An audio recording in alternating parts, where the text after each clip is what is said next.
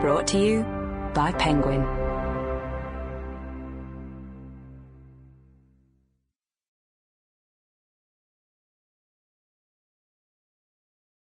Celestial Navigation by Anne Tyler.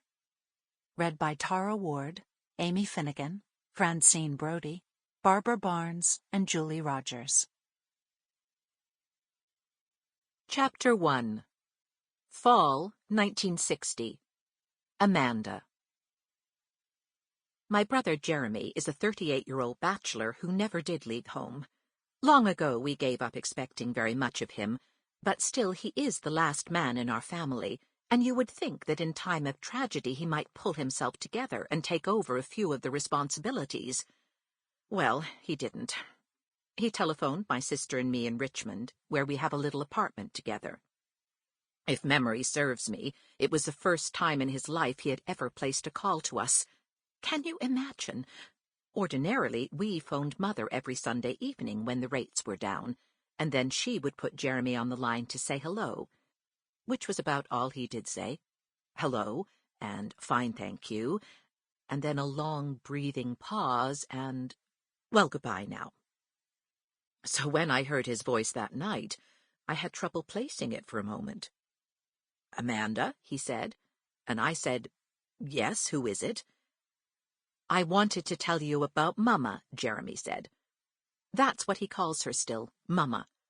Laura and I switched to Mother when we were grown, but Jeremy didn't. I said, "Jeremy, is something wrong?" "Mama has passed on," he told me. And I said, "Oh, dear Lord in heaven." Then Laura and I had to make all the arrangements by long distance, had to call the doctor for the death certificate and track down the minister, had to help Jeremy find a funeral parlour. It seems he had never learned how to work the yellow pages.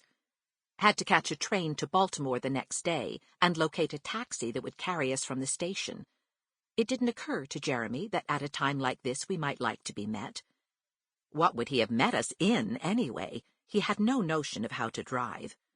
But some men can take things in hand, even arriving by city bus, hailing another bus home again, and seeing to it their sisters have seats and keeping watch over their bags. Not Jeremy. Laura and I walked out of the station on a rainy, cold November noon and found not a single familiar face, not even a red cap in sight, no taxis waiting at the curb. We had to sit shivering on our suitcases with our feet tucked under us and plastic rain scarves over our hats. "Oh, Amanda," Laura said, "that cold of yours will go straight to your chest." For I had been ill for 2 weeks before this, just barely managing to continue with my classes, as I distrust substitute teachers. I shouldn't have been out at all. And now Laura looked as if she were coming down with something, folding and refolding a flowered handkerchief, blowing into it and then wiping the tip of her nose. She wore her maroon knit, which was supposed to slim her some, but didn't. Bulges showed in the gape of her coat. I was in my good black wool with the rhinestone buttons, and my squirrel collar coat, and my grey birdwing hat that exactly matches my hair, but I might as well not have bothered. The plastic scarf and the reindeers spoiled the effect. Wouldn't you think that Jeremy would at least know how to dial a taxi and have it waiting at the station? Then, when we finally did find a cab, there was some confusion about where we wanted to go. Laura said straight to the funeral parlour. She was always closer to Mother than I was, and had acted much more emotional about her passing. Sat up most of the night before, crying and carrying on. Well, Lord knows it was a shock to me as well, but I am the oldest. 46, though people tell me I don't look it, and I have always been the sensible one.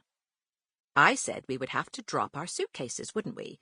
And surely Jeremy would be seeing to things at the funeral parlour. He could manage that much, couldn't he? Laura said, "Oh, well, I don't know, Amanda." So in the end I told her we would go on to the funeral parlour, but just stop off first at the house, leave our suitcases, and make sure where Jeremy was. The driver said, "Now can we get going?" A put-upon type.